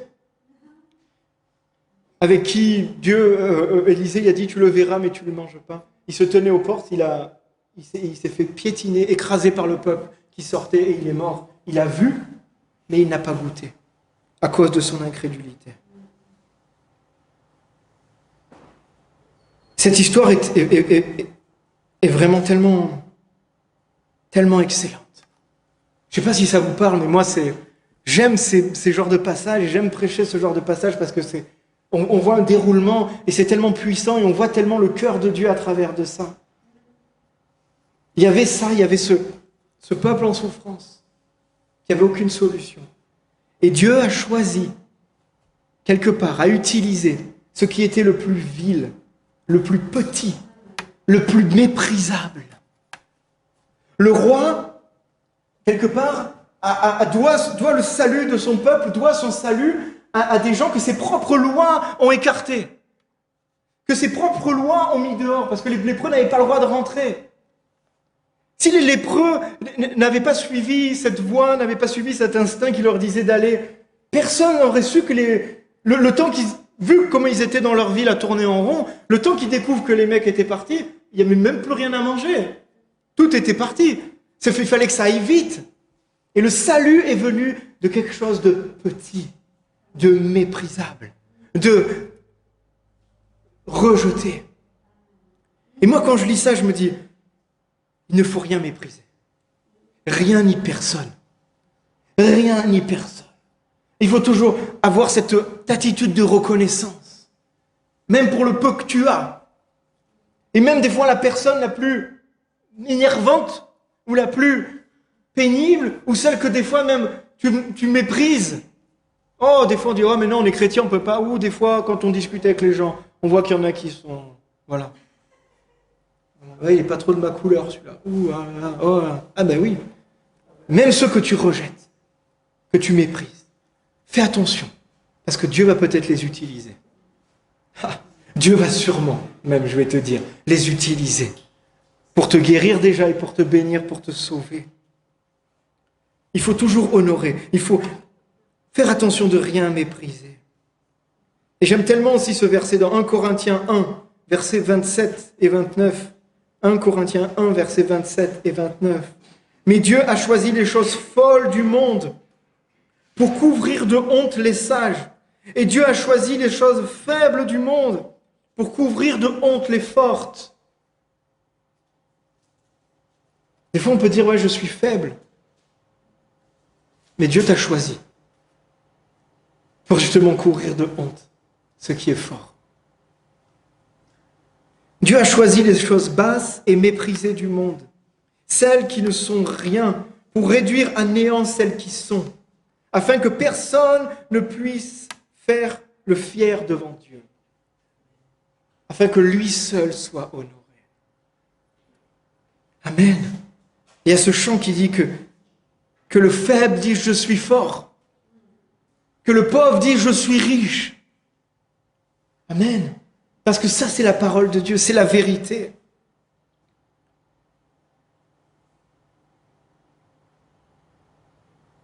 Dieu a un plan pour te sortir de la situation dans laquelle tu es. On a tous une situation dans nos vies un peu inextricable, où on n'arrive pas, que ce soit des enfants, que ce soit une situation financière, que ce soit une situation affective, que ce soit... On a tous nos défis. Et moi, j'aime bien dire cette parole il y a 3 types de chrétiens. Il y a le chrétien qui est dans l'épreuve, il y a le chrétien qui sort d'une épreuve, et il y a le chrétien qui rentre dans une épreuve. Amen. Est-ce qu'on est d'accord? Donc on a besoin de ces paroles. Mais Dieu a un plan pour te sortir de là. Seulement, on ne peut rentrer dans ce plan que par la foi. Dieu a un plan pour te sortir comme il a eu ce plan pour sortir Israël. Mais tu peux rentrer et tu peux communier avec ce plan seulement par la foi et par rien d'autre. Et là, l'incrédulité va essayer de te bloquer, va essayer de te saper. Quand les choses ont changé dans notre histoire, les choses dans notre histoire ont changé quand le roi a décidé d'aller voir l'homme de Dieu. Alors pour les mauvaises raisons, parce qu'il voulait lui couper la tête, mais quelque part il est allé quand même au contact de l'homme de Dieu. Si tu n'as pas de solution dans ta vie, va voir Dieu. Rapproche-toi de Dieu. Amen. Et là, là, les choses vont commencer à changer. Les choses ont commencé à changer quand le roi est allé demander, est allé auprès du prophète. Et là, la parole est sortie. Mais là, pour marcher dans cette parole, il fallait avoir la foi, et pas qu'une petite foi. Il fallait avoir une sacrée foi. Et au moment où la parole de foi a été donnée, la parole prophétique a été donnée, la parole d'incrédulité aussi a été donnée. Méfie-toi dans ta vie. Tu vas recevoir une parole de foi, mais tu vas aussi recevoir une parole d'incrédulité. Parce que ça fonctionne comme ça. Ce sont deux chemins, l'incrédulité et la foi. C'est comme si c'est deux forces qui s'opposent. La foi va te faire comme si tu poussais la table et l'incrédulité va t'empêcher de la pousser. L'incrédulité va te mener à la mort, comme on voit avec cet officier. Mais la foi va te mener à la vie. La foi va te mener à voir les merveilles de Dieu. L'incrédulité, c'est focaliser sur tes factures. L'incrédulité, c'est focaliser sur tes problèmes, sur tes souffrances. La foi, c'est focaliser sur la parole de Dieu. La foi, c'est focaliser sur son amour. La foi, c'est focaliser sur sa bonté, sur ses promesses. La foi, c'est ça. L'incrédulité nous amène à nous confier sur ce que nous voyons ou sur ce que nous ne voyons pas. Mais la foi, c'est nous confier sur ce que dit la parole. C'est deux forces qui s'opposent. C'est deux forces qui s'opposent. Il ne faut pas croire tout le temps que l'incrédulité, ce n'est pas forcément un manque de foi. Ce n'est pas forcément un manque de foi. L'incrédulité, c'est une force opposée à la foi. On peut avoir la foi. On peut avoir beaucoup de foi, mais de l'incrédulité aussi. Et c'est ce qui s'est passé avec les disciples, avec Jésus. Ils avaient de la foi, les disciples. Ils avaient une dose de foi. Et même Dieu le dit, même Jésus le dit, si tu as la foi comme un grain de moutarde, mais tu dis à cette montagne, pars et elle part. Mais par contre, si tu as de l'incrédulité, ça va bloquer ta foi. L'incrédulité va bloquer les fruits de la foi. La foi va produire des fruits et l'incrédulité va bloquer ces fruits. Quand la foi se lève, l'incrédulité se lève aussi pour la combattre. Est-ce qu'on peut aller chercher Anne-Lise? Je voudrais qu'on finisse par un chant. Alors du coup, j'ai pas mon pianiste, donc on va la refaire monter et puis je vais reprendre la guitare pour finir sur un chant. Merci. Mais on va finir sur ça.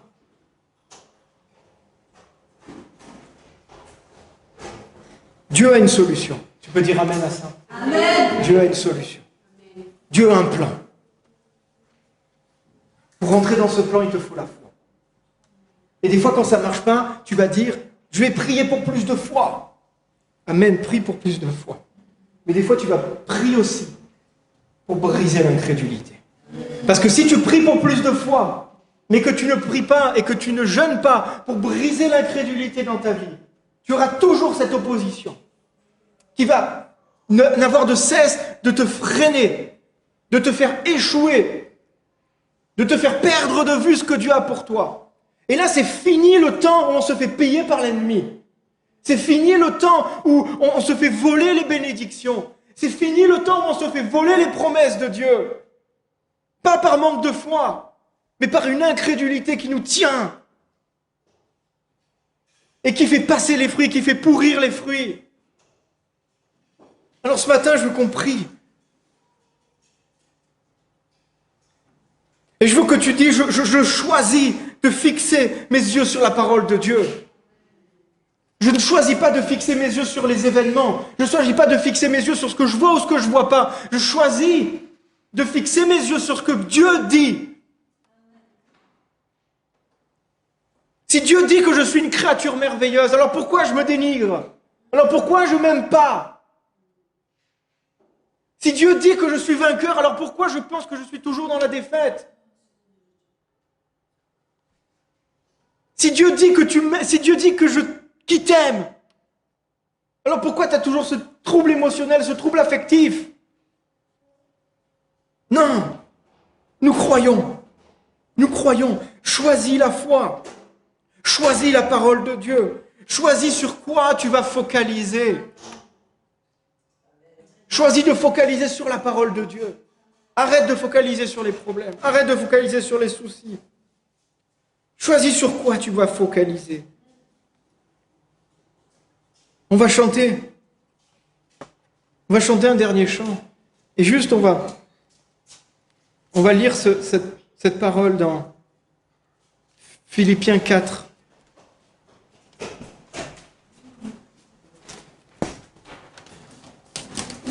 Philippiens 4, 7. Je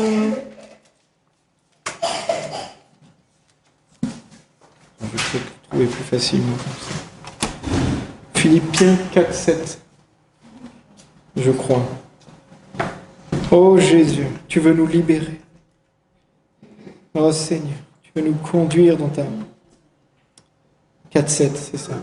4, 6.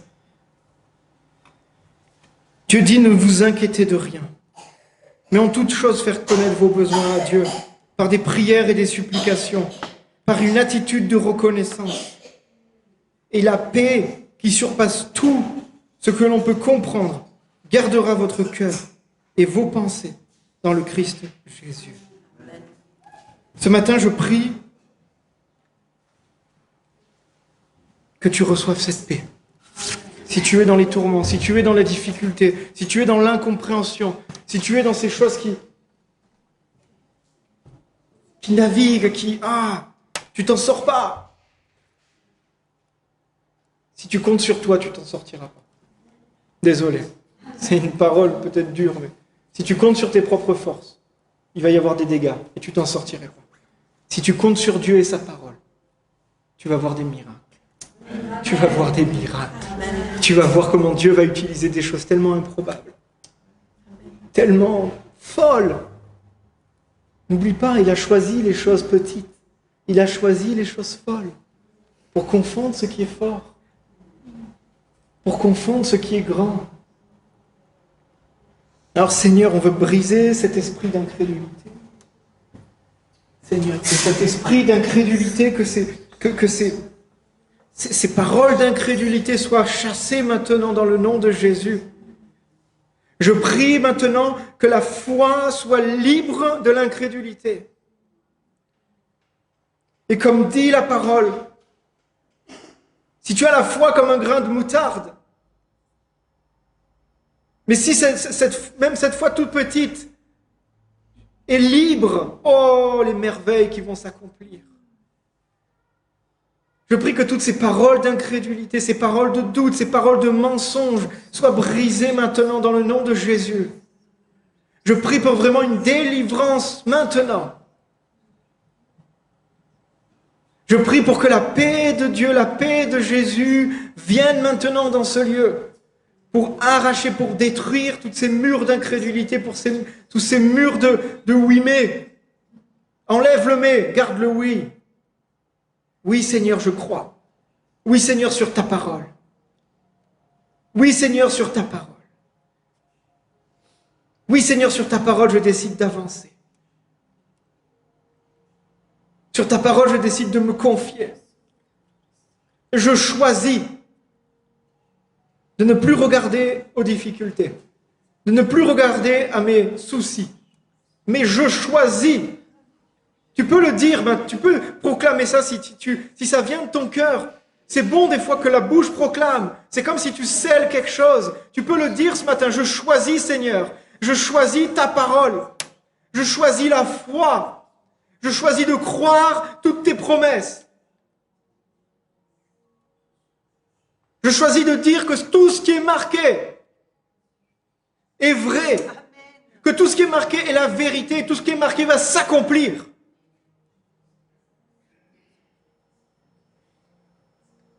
Les Syriens venaient dans Israël pour piller. Et des fois, l'incrédulité va venir dans ta vie pour piller. Mais ce matin, on les bloque. Ce matin, on les détruit.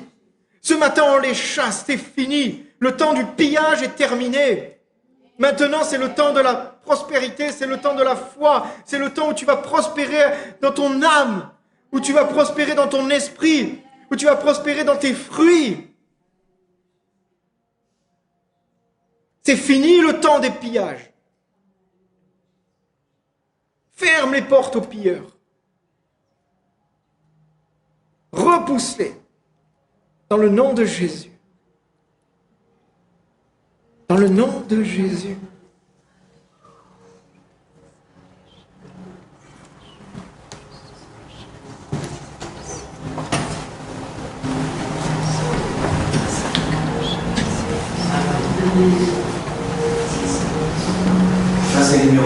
côtés. Il y a un côté où on n'y a pas accès, puis il y a un côté où on se trouve. Et le côté où on se trouve, on peut toujours la ronger, cette muraille. C'est une façon de la faire tomber. Il y a un côté, on ne peut pas, on n'y accède pas, mais le côté où on se trouve, on peut toujours la casser. Amen. Avec Jésus. Et donc cette muraille, elle peut tomber. C'est à nous de choisir de vouloir la casser ou pas. De l'autre côté, on n'y accède pas, mais il y a un côté où on peut accéder. Donc sachez qu'on a ce pouvoir.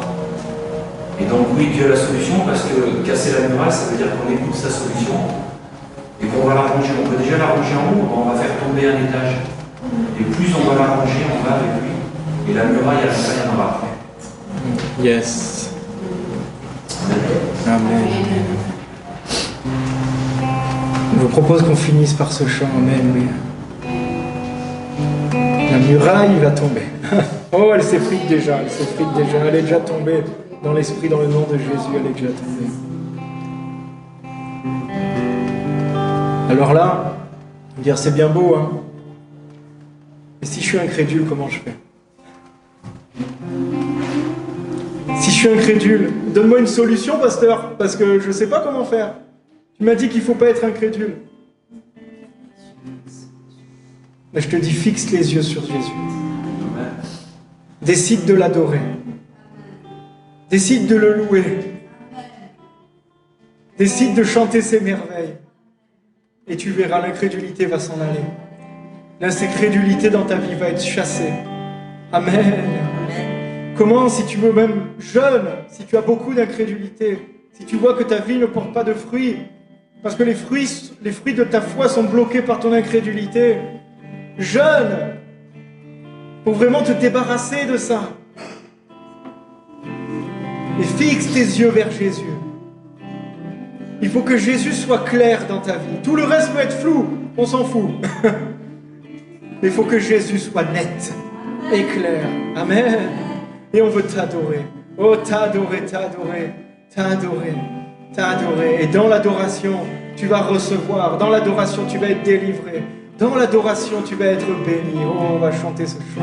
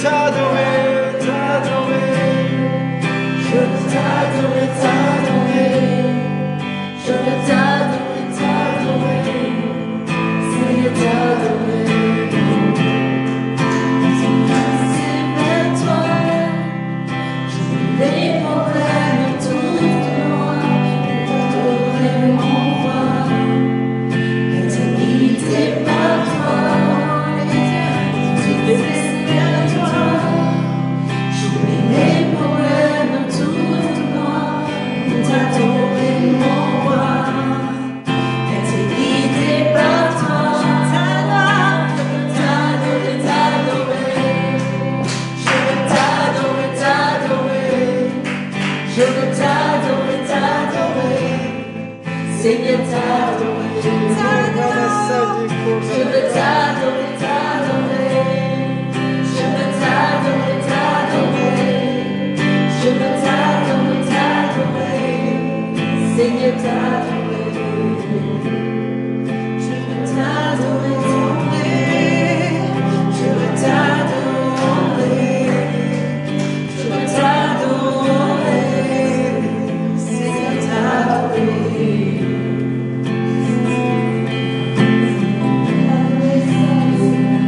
Je t'adore, Seigneur.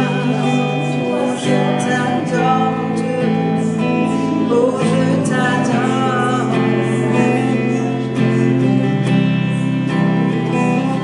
Je t'adore.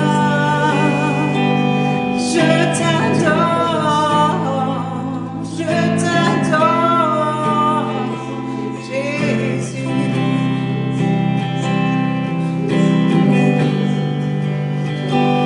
Je t'adore.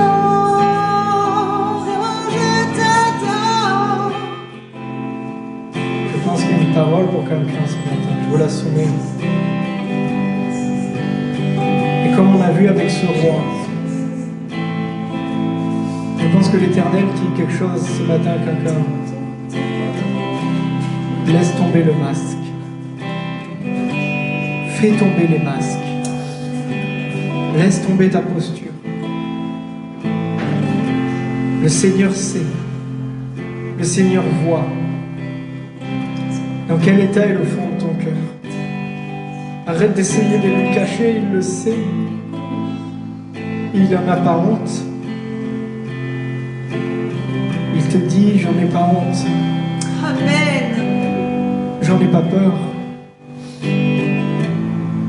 Mais j'ai un moyen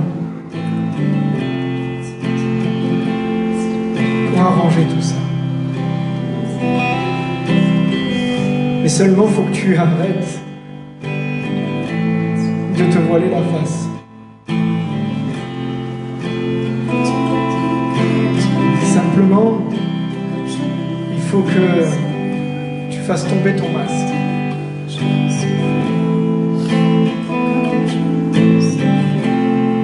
Et là, je pourrais agir, dit l'Éternel.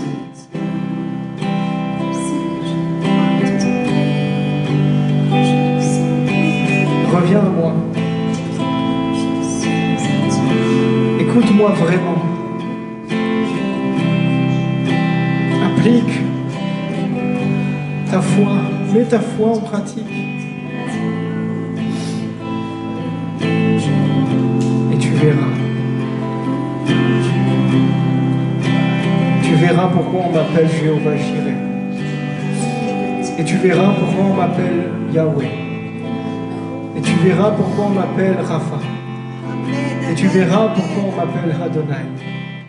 Et tu verras pourquoi on m'appelle El Shaddai. Oh.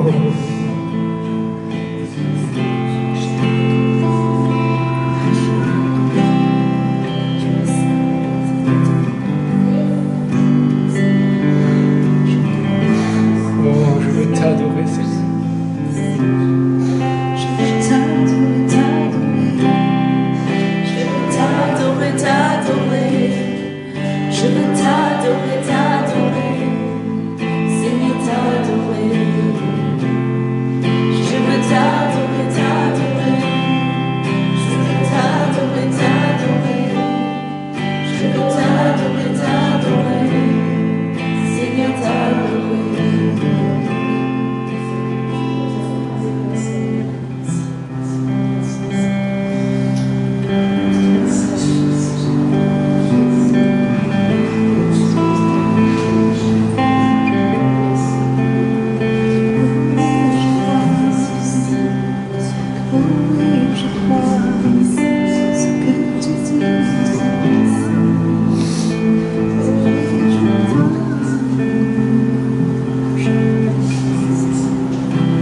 Alléluia.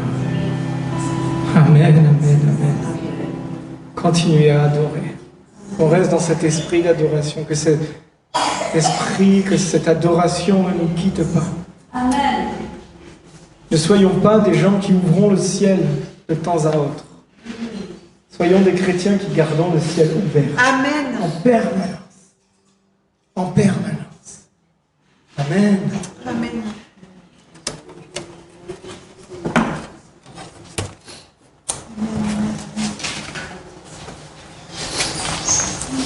Moi, j'ai pas envie d'en rester là.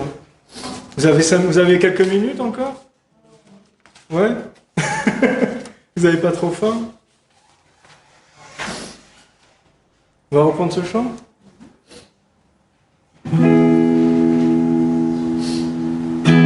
Allez, on reprend ce chant juste pour finir. Parce que j'avais envie de finir un peu sur un chant qui bouge un petit peu. On l'a chanté tout à l'heure. Son amour est là. Alléluia. Son amour est étonnant. Oh, il peut choisir quelque chose de vil, de petit, de délaissé pour nous sauver.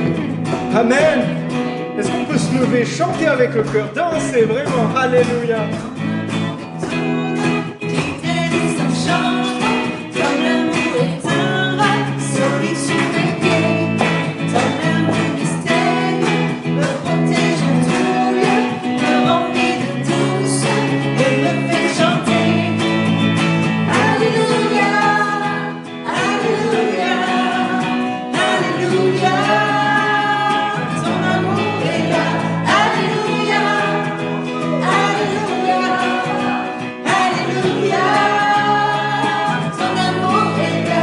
Attendez. On va reprendre ça. Alléluia, ça veut dire gloire à Dieu. On lance un Alléluia quand il y a une victoire. On lance un Alléluia quand il y a une victoire. Alors on va reprendre ce Alléluia. Et c'est comme si tu vas le dire à ton problème. C'est comme si devant toi il y a ta montagne, il y a ton défi. Et tu le regardes dans les yeux et tu dis Alléluia. Alléluia parce que tu es anéanti. Alléluia parce que ton amour est là, Seigneur. Amen.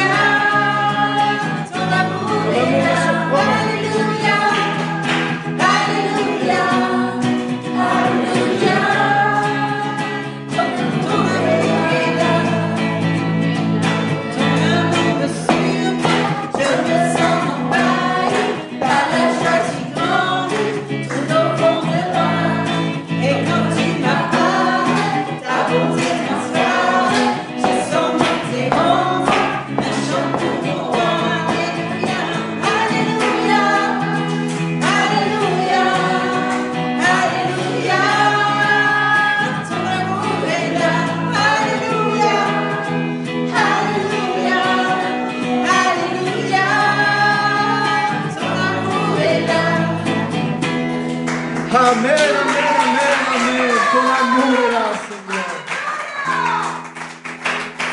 On sent cette amour. Gloire à toi, Seigneur. Que Dieu vous bénisse pendant cette semaine. Dieu vous garde. Choisissez la foi. Brisez l'incrédulité. Amen. Vous verrez Dieu. Amen.